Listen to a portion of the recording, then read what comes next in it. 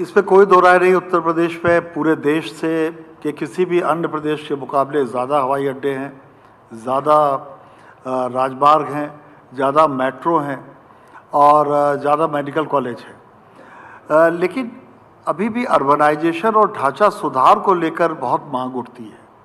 इसको लेकर आपकी कोई योजना है?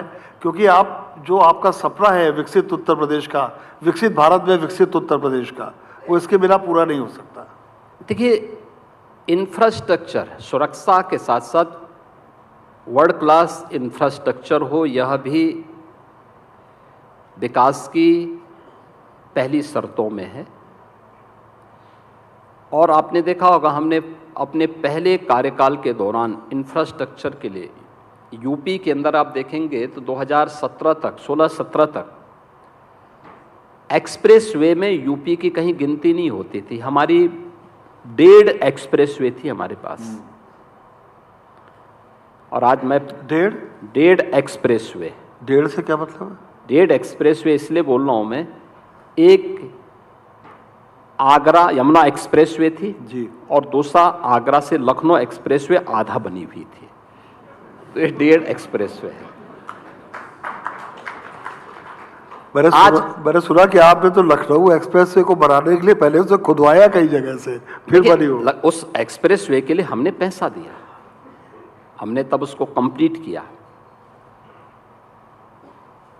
आज मैं कह सकता हूं कि देश के अंदर एक्सप्रेस वे में उत्तर प्रदेश की हिस्सेदारी 55% है।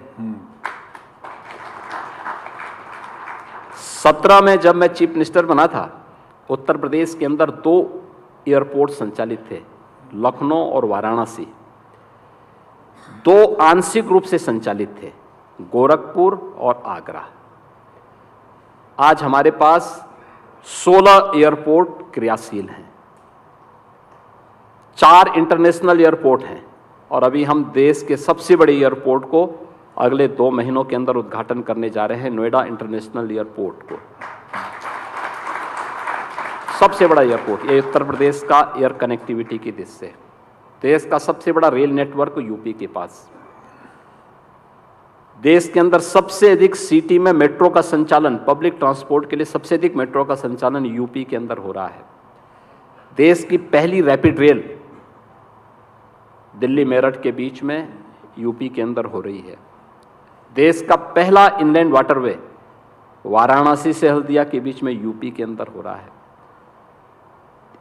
यूपी के अंदर हर जिले को और यूपी के हर इंटरस्टेट कनेक्टिविटी को हमने 4 लेन और 6 लेन के साथ जोड़ा हुआ है। यूपी के अंदर हर जिला मुख्यालय को 4 लेन से, तहसील और ब्लॉक मुख्यालय को 4 लेन और 2 लेन के साथ हम कनेक्टिविटी दे चुके हैं।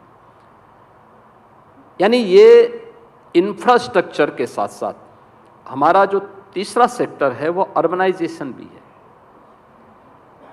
हमने हाउसिंग के जो रूल्स थे उसमें काफ़ी रिफॉर्म किया है। FAR में हमने छूट दी है, नए आवासीय कॉलोनी बनाने के लिए सस्ते में लोगों को घर मिल सके, इसके बारे में रिफॉर्म किए हैं।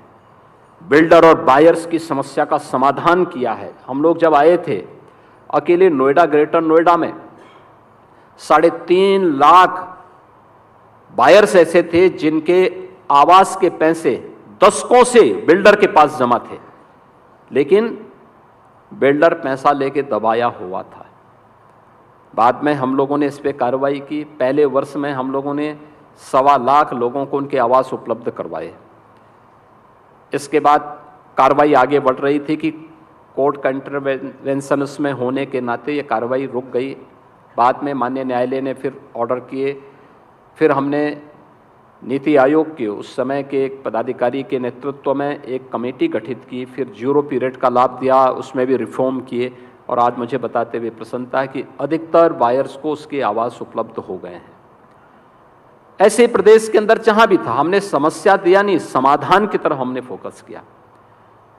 अर्बनाइजेशन के लिए नए हाउसिंग रूल्स दिए और सहज और सरल इसको बनाया गया, और ये तेजी के साथ आगे बढ़े हैं। नई सिटीज़ का निर्माण हो रहा है। आज आप देख रहे होंगे उत्तर प्रदेश के अंदर काफ़ी बड़े पैमाने पे शहरीकरण हुआ है।